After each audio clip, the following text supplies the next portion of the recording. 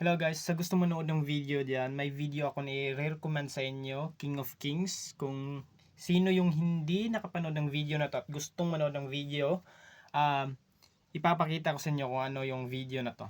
2,000 years ago, when baby Jesus came into the world. Wait, stop.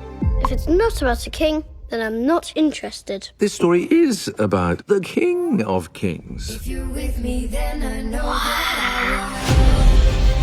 I will fly. It has angels and wicked kings and miracles. Oh, so you want to hear the story now? Why don't we help Jesus along the way? There's not nearly enough food here to feed all of these people. I hope this helps. Look! There's something out there!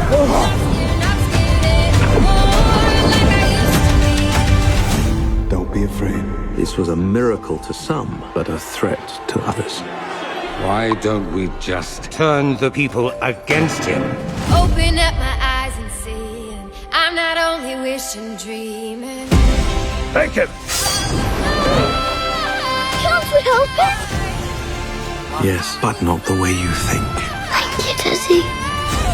It's time. I will fly. This is what my father wants. I'll accept it, and so should you.